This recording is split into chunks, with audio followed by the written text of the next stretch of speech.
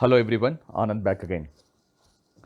Friends, I'm going to share my understanding and my observation about so many videos or so many talks given by so many people on COVID 19.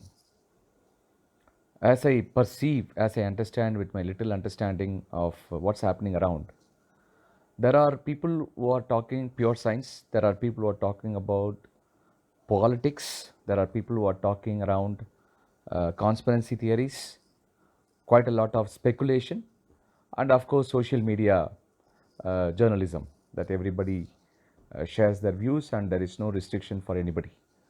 What happens is when a weak mind, when a gullible mind uh, watch such videos which is spreading widely in WhatsApp and social media channels, what happens is we tend to believe everything.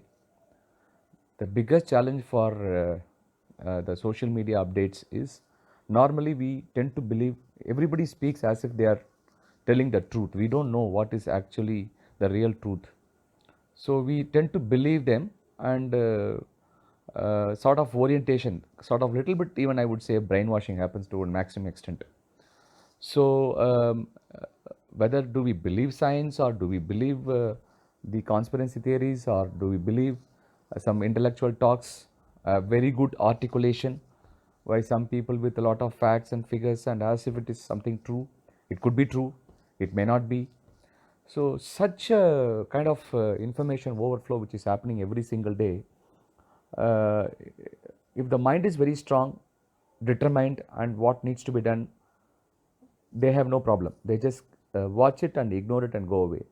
When the mind is weak, when people have a lot of fear and the anxiety about the future, about the pandemic, the future course of action, the third wave, and so many things. So every small thing I really disturbs many people. When I get to speak to a lot of people, they say, "Did you see this video? You go and watch this. I'll share one video to you. Please watch and share your thoughts."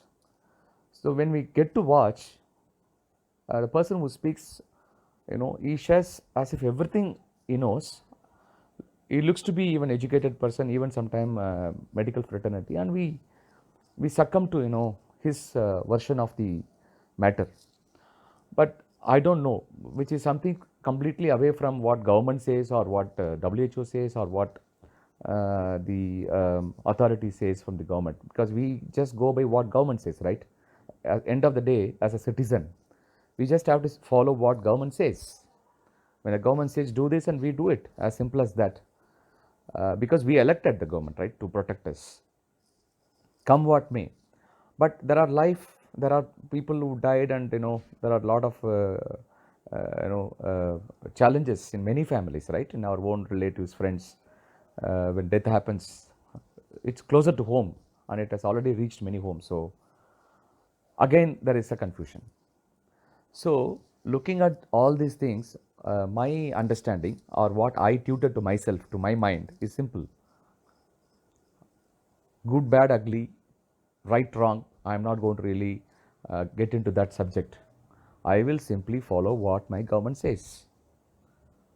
If my government says do this, and do it for my self protection. Okay.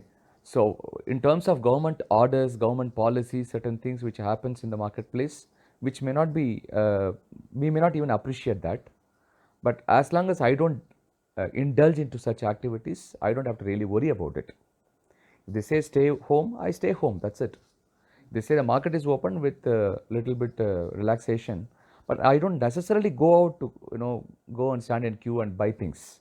I take care of myself, my family, and my friends, my relatives, my known people, to the best of my knowledge, as per the guidance given to me. This is how I perceive it. So, watching all these, the videos and so many posts, other than the fun element of it, I think it's going to really suck the energy. It is already sucking a lot of energy for a lot of people. But better, I would say, being a meditator, heartfulness meditation, I would highly recommend people this is the right time to ignore everything and start doing meditation. We have every time, every minute of our life to watch so many things, conspiracies, and speculate it and have tiredness. Finally, it brings tiredness, mental tiredness. But we don't have even 5 minutes time to meditate or watch good things, right? Please don't mistake me that I'm talking little hard or harsh. I care, I love my viewers, my listeners, my friends who are watching this, listening this.